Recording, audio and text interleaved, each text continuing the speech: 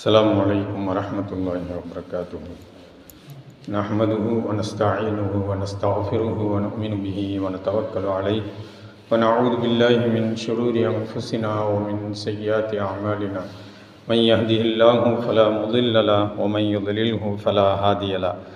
وأشهد أن لا إله إلا الله وحده لا شريك له وأشهد أن سيدنا ومولانا محمدا عبده ورسوله أرسله بالحق بشيرا ونذيرا وداعيا إلى الله بإذنه وسراجا منيرا. أما بعد فقد قال الله تعالى في القرآن المجيد والفرقان الحميد: أعوذ بالله من الشيطان الرجيم. بسم الله الرحمن الرحيم. سبحان الذي أسرى بعبده ليلا من المسجد الحرام إلى المسجد الأقصى الذي باركنا حوله لنريه من آياتنا إنه سميع البصير. صدق الله العظيم.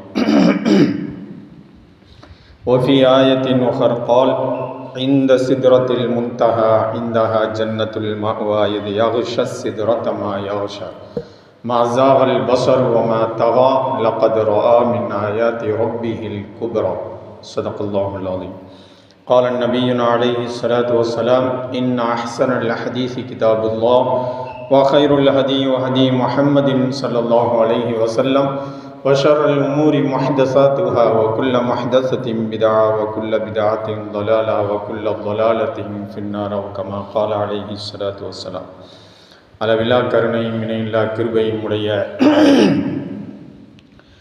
ஏக இறைவனை போற்றி புகழ்ந்தவனாகவும் இவ்வுலகிற்கு மக்களை ஓர் இறையின் பக்கமும் நேர்வழியின் பக்கமும் அழைப்பதற்காக அனுப்பப்பட்ட இறை தூதர்கள் அனைவர் மீதும், குறிப்பாக அழகிய முன்மாதிரியாகவும் சிறந்த அருட்கொடையாகவும் இறுதி தூதராகவும் அனுப்பப்பட்ட அன்னலம் பெருமானார் முஹம்மது நபி ஸல்லல்லாஹு அலைஹி வஸல்லம் அவர்கள் மீதும், அவர்களது பரிசுத்தமான குடும்பத்தவர்கள் மீதும், அவர்கள் வலியுற்றி நடந்த சத்திய சஹாபாக்கள், தாபியீன்கள், தபா தாபியீன்கள், சுஹதாக்கள், நல்லடியார்கள், குறிப்பாக இந்த ஜும்மாவிலே இங்கே அமர்ந்திருக்கின்ற இன்னும் வர இருக்கின்ற நம் அனைவர் மீதும் இறைவனின் சாந்தியும் சமாதானமும் அருளும் என்றென்றும் நின்று நிலவட்டுமாக என்று முதலிலே பிரார்த்தனை செய்து கொள்கின்றேன்.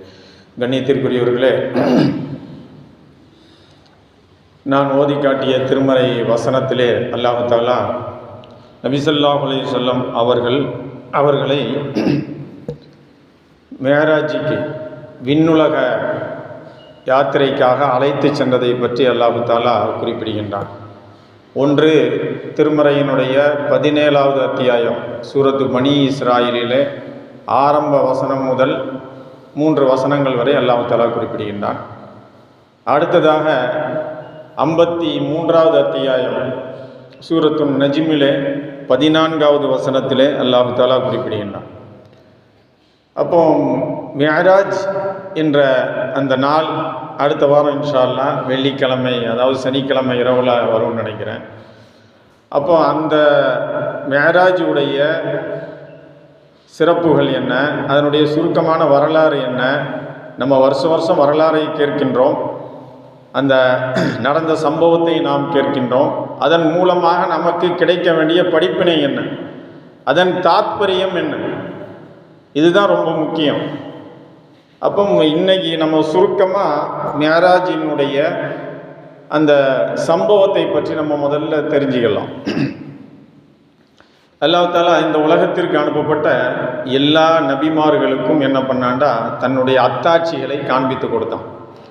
எதற்காக? திருமறையிலே அல்லாஹ் தஆலா குறிப்பிடுகின்றான். எதற்காக அந்த அத்தாட்சிகளை அல்லாஹ் தஆலா காண்பித்து கொடுக்கின்றான் என்றால், தன்னுடைய வல்லமை, தன்னுடைய ஆற்றல், தன்னை மட்டும்தான் வணங்க வேண்டும் என்று மக்களுக்கு அறிவுறுத்துவதற்காக தன்னுடைய அத்தாட்சிகளை நபிமார்களுக்கு அல்லாஹ் தஆலா காண்பித்து கொடுப்பான். எல்லா நபிமார்களுக்குமே.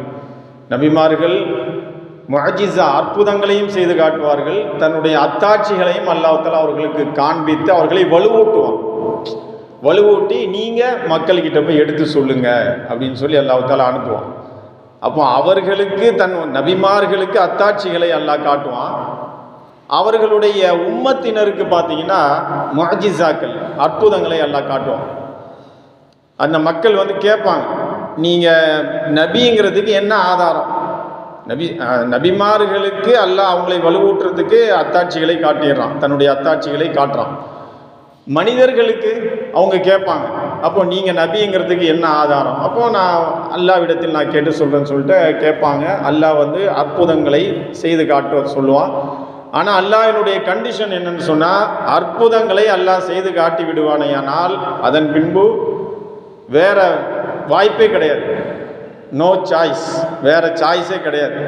நீங்கள் இஸ்லாத்தை ஏற்றுக்கொண்டே ஆக வேண்டும், அல்லாஹ்வை இறைவனாக ஏற்றுக்கொண்டே ஆக வேண்டும். இல்லை என்றால் அந்த உம்மத் அழிக்கப்பட்டுவிடும். அற்புதங்களை காட்டுறது எதற்காக? படைத்த ஒரு இறைவன் இருக்கின்றான்னு சொல்லி ஆல்ரெடி நபி சொல்லிட்டு இருக்கிறாங்க. ஒரு நபி வந்து சொல்கிறாங்க மக்களுக்கு. அப்போ அந்த படைத்த இறைவன் எப்படிப்பட்ட ஆற்றல் படைத்தவன், எப்படிப்பட்ட வல்லமை படைத்தவன் அப்படிங்கிறத அந்த அற்புதத்தின் மூலமாக செஞ்சு காட்டுறாங்க இல்லையா? செஞ்சு காட்டினால் அவங்க என்ன செய்யணும்? கண்டிப்பாக அவர்கள் ஏற்றுக்கொண்டே ஆக வேண்டும். வேற வழியே கிடையாது. ஏற்றுக்கொள்ளவில்லை என்றால் அந்த சமுதாயம் அழிக்கப்பட்டுவிடும். இப்படி தான் நூஹ் அலைஹிஸ்ஸலாம், ஹூத் அலைஹிஸ்ஸலாம், சாலிஹ் அலைஹிஸ்ஸலாம், சமூது கூட்டத்தார், சாலிஹ் அலைஹிஸ்ஸலாமுடைய கவுமுகள் இவங்கெல்லாம் அழிக்கப்பட்டாங்க. லூத் அலைஹிஸ்ஸலாம் இவங்களுடைய கவுமுகள் எல்லாமே இப்படி தான் அழிக்கப்பட்டாங்க. அவங்களுக்கு முஅஜிசாக்கள், அற்புதங்கள் காட்டப்பட்டன. நூஹ் அலைஹிஸ்ஸலாம் வந்து என்ன பண்ணாங்க? கப்பலை கட்டினார்கள் இல்லையா? கப்பலை கட்டினாங்கல்ல. உலகத்திலேயே மிகச்சிறந்த ஒரு பிரயாணம் செய்யக்கூடிய ஒரு வாகனம் கப்பல். ஆயிரக்கணக்கான மக்களை சுமந்து கொண்டு தண்ணியில் அப்படி மிதந்து போகுது இல்லையா? இப்போ நமக்கு அது சாதாரணமாக தெரியும். நமக்கு அதை விட டெக்னாலஜியில் நம்ம வளர்ந்த காலகட்டத்தில் இருக்கிறதுனால நமக்கு வந்து அது சாதாரணமாக தெரியும். அந்த காலகட்டத்தில் அந்த கப்பல் அவங்க செஞ்சது மிகப்பெரிய ஒரு முஅஜிஸா. அது அல்லாஹ்வினுடைய தண்டனை வருது, அந்த தண்டனையிலிருந்து காப்பாற்றியது அந்த கப்பல். இதுதான் முக்கியம். அல்லாஹ்வினுடைய தண்டனையிலேருந்து யாரையும் காப்பாற்ற முடியாது. அல்லாஹ்வின் உத்தரவு கிணங்க அந்த கப்பலை செய்கிறாங்க. செஞ்சு அந்த கப்பலில் பிரயாணித்து செல்கிறாங்க. அவங்களையும் அவங்களோடு சேர்ந்தவர்களையும் அல்லாஹ் காப்பாற்றுகின்றான். இது ஒரு முஅஜிஸா. அதே மாதிரி இப்ராஹிம் அலைஹிஸ்ஸலாம், இப்படி ஒவ்வொரு நபி. இப்ராஹிம் அலைஹிஸ்ஸலாம் நெருப்பில் தூக்கி வீசப்பட்டார்கள். அந்த நெருப்பே வந்து ஏசி மாதிரி ஆயிடுச்சு அப்படின்னு நல்லா சொல்கிறோம். குளிர்ந்ததாக ஆகிவிட்டது. இதே மாதிரி மூசா அலைஹிஸ்ஸலாம், ஈசா அலைஹிஸ்ஸலாம் சொல்லவே வேண்டாம். நிறைய அற்புதங்கள், அவங்க இறந்தவர்களை உயிர்ப்பித்தார்கள்னா பாருங்க. எந்த நபிக்குமே கொடுக்கப்படாத முஅஜிஸாக்களை செஞ்சு காமிச்சாங்க. அப்போ அந்த அடிப்படையில் நபி ஸல்லல்லாஹு அலைஹி வஸல்லம் அவர்களுக்கு அல்லாஹ் தஆலா 3 அற்புதங்களை கொடுக்கின்றான். முதலாவது அற்புதம் என்னவென்றால், நபி ஸல்லல்லாஹு அலைஹி வஸல்லம் மக்கால 13 வருஷம் இருந்தாங்க இல்லையா? அந்த காலகட்டத்தில் பார்த்தீங்கன்னா இந்த ஏகத்துவ கொள்கையை எடுத்து சொல்லிக்கிட்டே இருக்கிறாங்க. மக்கள் ஏற்றுக்கொள்கிறாங்க. ஆனால் ஏற்றுக்கொள்ளாதவர்கள் நபி ஸல்லல்லாஹு அலைஹி வஸல்லம் அவர்களுக்கு கவலை வருது. என்னடா நம்ம இவ்வளோ சொல்கிறோம் அந்த மக்களுக்கு, அப்போ ஏற்றுக்கொள்ள மாட்டேங்கிறாங்களே அப்படின்னு சொல்லி நபி ஸல்லல்லாஹு அலைஹி வஸல்லம் அவர்கள் கவலைப்படுறாங்க. அப்போ காஃபிர்கள் வந்து என்ன கேட்குறாங்க அப்படின்னு சொன்னால், நீங்கள் ஒரு அற்புதத்தை செஞ்சு காமிங்க, இந்த சந்திரனை 2ஆக பிளந்து காட்டுங்க அப்படின்னு சொல்கிறாங்க.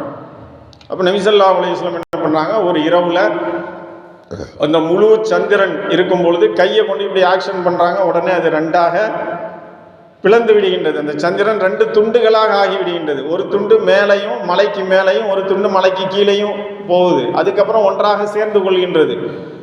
இதை இந்தியாவிலிருந்து பார்த்த சேரமான் பெருமாள் இஸ்லாத்தை ஏற்றுக்கொள்கின்றார்.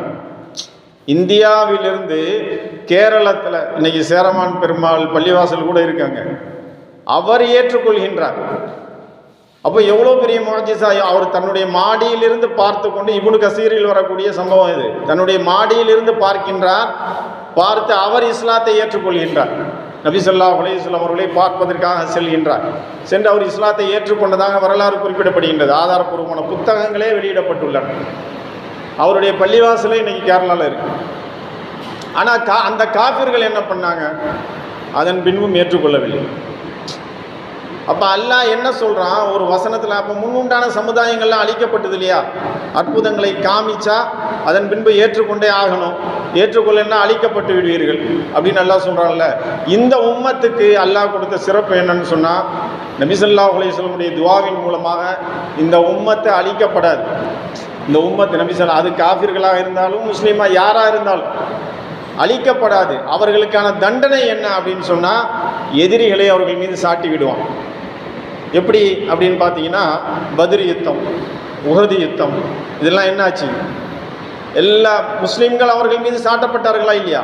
சாட்டி அவர்களை அல்லாஹ் காலி பண்ணிட்டான். அபூ ஜஹல், உத்பா, ஷைபா, யார் யாரெல்லாம் இருந்தாங்களோ அவங்க எல்லாருமே பத்ர் யுத்தத்திலும் உஹது யுத்தத்திலும் கொல்லப்பட்டார்கள். அப்போ இதுதான் தண்டனை. அல்லாஹ்வினுடைய தண்டனை மாறிவிட்டது.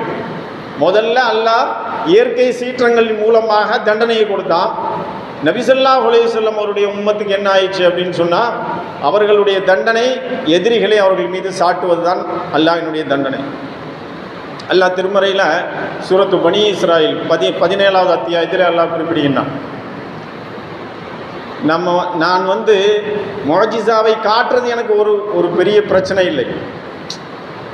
முஅஜிஸாவை காட்டுவது ஒன்றும் எனக்கு பெரிய பிரச்சனை இல்லை. ஆனால் முஅஜிஸாவை காட்டிய பிறகும் முன்னுண்டான சமுதாய மக்கள் என்னை ஏற்றுக்கொள்ளவில்லை. அல்லாஹ் அந்த திருமறை வசனத்தில் சொல்கிறான். சமூக கூட்டத்தாருக்கு ஒட்டகத்தை நாம் வெளிப்படுத்தினோம். எங்கேருந்து வெளிப்படுத்தினால? ஒரு பாறையிலிருந்து, காய்ந்த பாறையிலிருந்து உயிருள்ள ஒட்டகை வெளியில் வருதுல, எவ்வளோ பெரிய முஅஜிஸா அது அல்லாஹ் சொல்லி காட்டுறான் அதில். அப்போ இந்த மாதிரி முஅஜிஸாவை காட்டிய பின்பும் அவர்கள் ஏற்றுக்கொள்ளவில்லை என்றால், அதனால தான் நான் முஅஜிஸாவை காட்டுறது இல்லை. அல்லாஹ்க்கு ஒரு பெரிய விஷயமே இல்லை. இந்த உலகம் அண்ட சராசரங்களை படைத்த இறைவனுக்கு, எல்லா ஆற்றலும் வல்லமையும் கொண்ட இறைவனுக்கு ஒரு முஅஜிஸாவை காட்டுறது ஒரு பெரிய விஷயமா? அந்த அடிப்படையில் தான் நபி ஸல்லல்லாஹு அலைஹி வஸல்லம் அவர்கள் சந்திரனை இரண்டாக பிளந்து காண்பித்தார்கள். அப்போதும் அந்த மக்கத்து காஃபிர்கள் ஏற்றுக்கொள்ளவில்லை. அதன் பின்பு ஒரு ஆண்டுக்கு முன்பு, அந்த ஹிஜ்ரத் செஞ்சு மதீனாவுக்கு வருவதற்கு ஒரு ஆண்டுக்கு முன்பு நபி ஸல்லல்லாஹு அலைஹி வஸல்லம் அவர்கள் மிஅராஜுக்கு அழைத்து செல்லப்படுகின்றார்கள். அது எந்த காலகட்டம் அப்படின்னு சொன்னீங்கன்னா, ஒரு இக்கட்டான ஒரு காலகட்டம். நபி ஸல்லல்லாஹு அலைஹி வஸல்லம் அவர்கள் மக்காவிலிருந்து துரத்தப்பட்டு விட்டார்கள். துரத்தப்படுறாங்க. மக்காவில் நீங்கள் இருக்கக்கூடாது இனிமேல் அப்படின்னு சொல்லி துரத்தப்படுறாங்க. தாயிபுக்கு போகிறாங்க. தாயிபில் கல்லால் எறிந்து துரத்தப்படுகின்றார்கள். காலில் ரத்தம் வருது. அதை எடுத்து தடவிக்கிட்டு போகிறாங்க.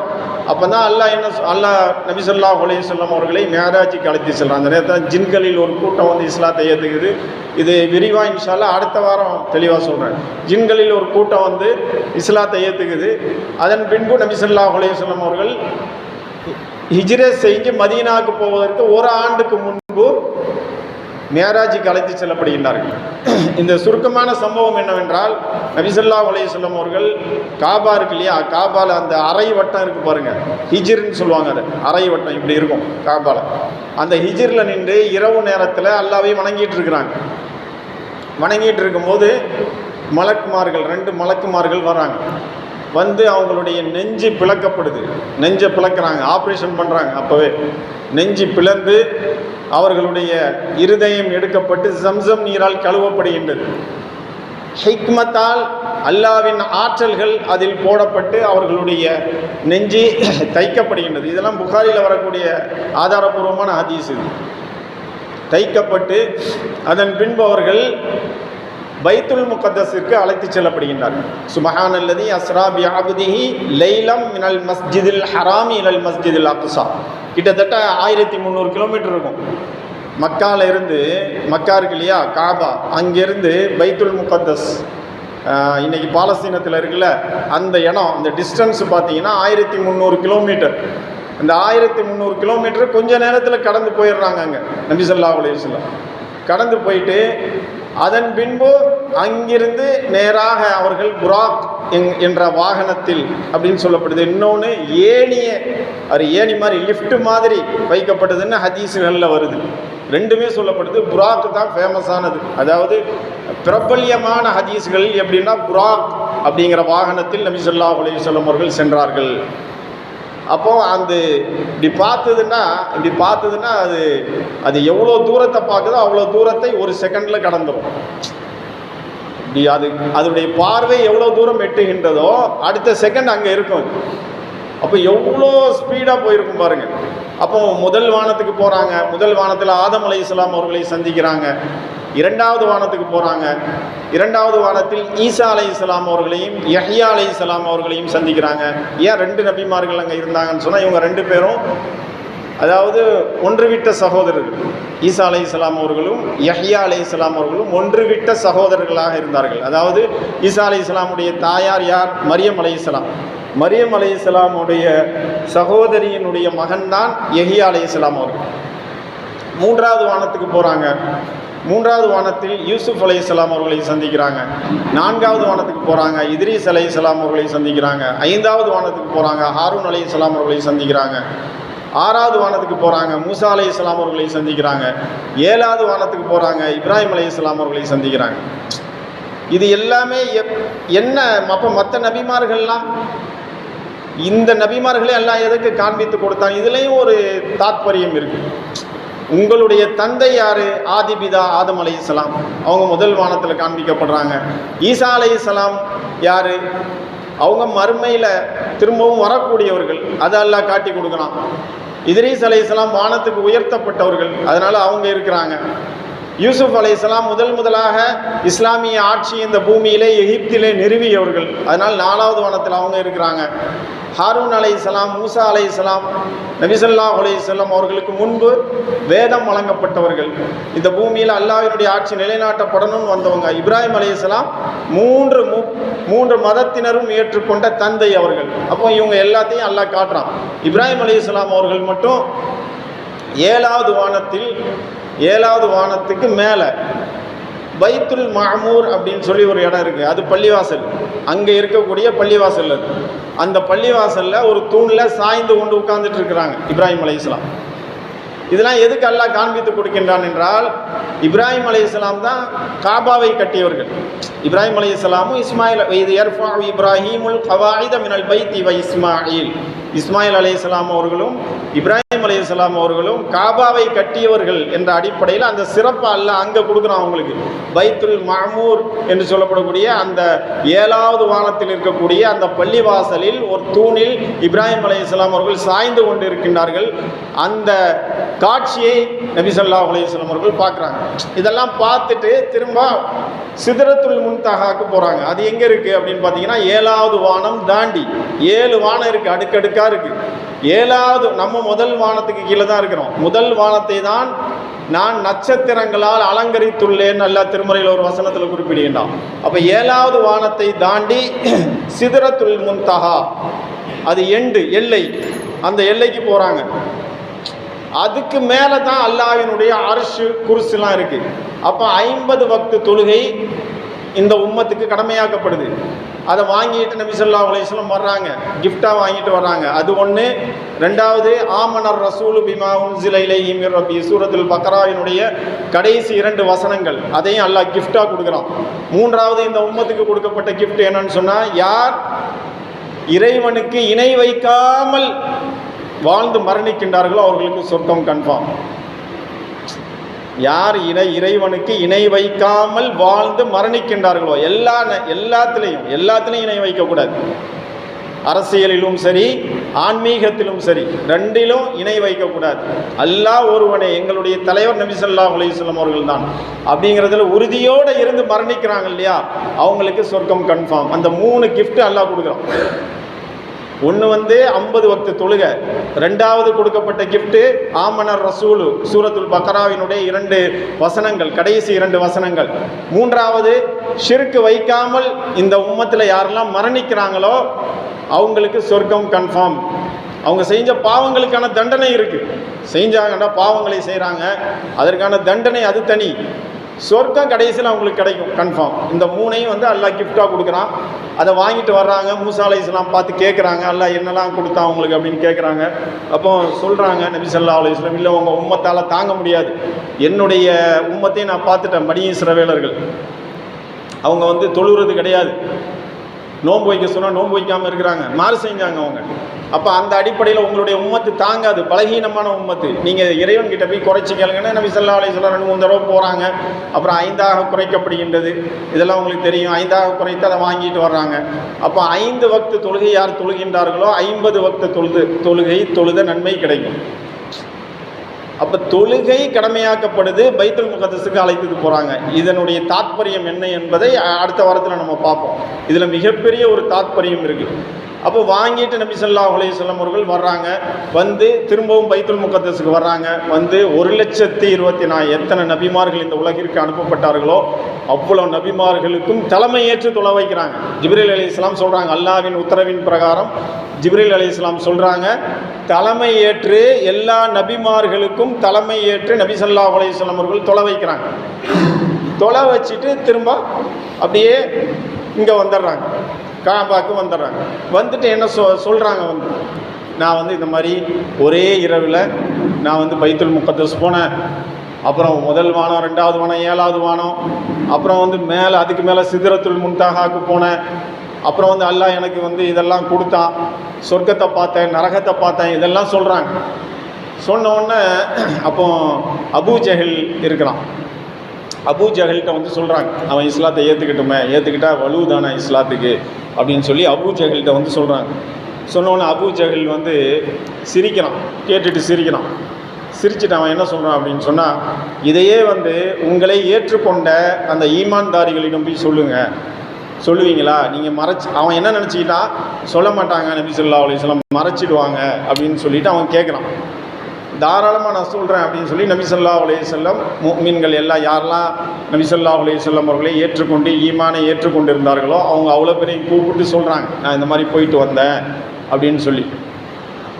சொன்ன உடனே நிறைய பேர் புதுசாக இஸ்லாத்துக்கு வந்தவர்கள்லாம் திரும்ப மாறி போயிடுறாங்க. அவங்களுக்கு கற்பனை செய்ய முடியாதுங்க. 1300 கிலோமீட்டரு அது காபாலேருந்து நீங்கள் 7 வானம் அதை விடுங்க, பைத்துல் முகத்தஸுக்கு போனாங்கிறதே அவங்களால ஏற்றுக்கொள்ள முடியவில்லை. 1300 கிலோமீட்டரை மாதக்கணக்கில் போவாங்க. அவங்க வந்து ஒட்டகத்தில் தானே போகணும், ஒட்டகத்தில் போகணும் அல்லது குதிரையில் போகணும். போனால் எவ்வளோ நாள் ஆகும்? மாத கணக்கில், வார கணக்கில், மாத கணக்கில் ஆகும் அவங்க பிரயாணம் செஞ்சு அங்கே போய் சேர்றது. அப்போ ஒரே இரவில் நான் போயிட்டு வந்தேன்னு சொல்லும் போது எப்படி நம்ப முடியுமா? புதுசாக இஸ்லாத்துக்கு. ஆனால் அபூபக்கர் சித்திக் ரலியல்லாஹு தஆலா அன்ஹு கொண்ட பெரும் பெரும் சஹாபாக்கள், அபூபக்கர் சித்திக் ரலியல்லாஹு தஆலா அன்ஹுட்ட வந்து சொல்கிறான், அவன் வந்து சொல்கிறான், அபூ ஜஹல் சொல்கிறான், இந்த மாதிரி உங்களுடைய இறை தூதர் சொல்கிறாரு, நீங்கள் என்ன சொல்கிறீங்க?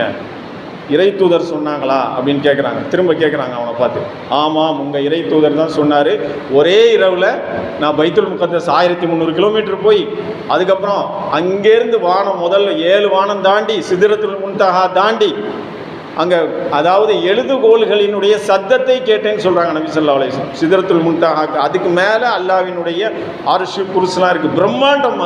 அதெல்லாம் கற்பனையே பண்ண முடியாது நமக்கு. அப்போ அங்கே வரைக்கும் போயிட்டு வந்துட்டேன்னு சொல்கிறாங்க.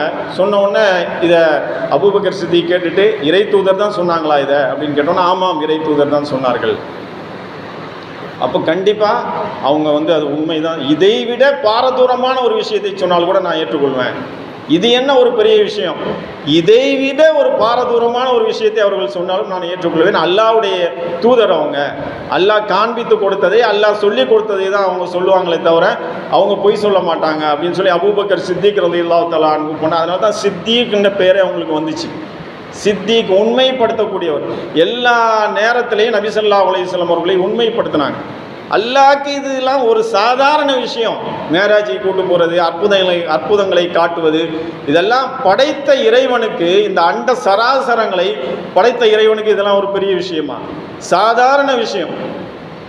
அதை சொன்ன உடனே அந்த ஈமான்தாரிகளுக்கு, அல்லாஹ்வினுடைய ஆற்றலை புரிந்து கொண்டவர்களுக்கு, அல்லாஹ்வினுடைய அந்த வல்லமையை புரிந்து கொண்டவர்களுக்கு இதெல்லாம் ஒரு சாதாரண விஷயம். உடனே ஏற்றுக்கிட்டாங்க. உடனே ஏற்றுக்கிட்டு நபி ஸல்லல்லாஹு அலைஹி வஸல்லம் அவர்களை உண்மை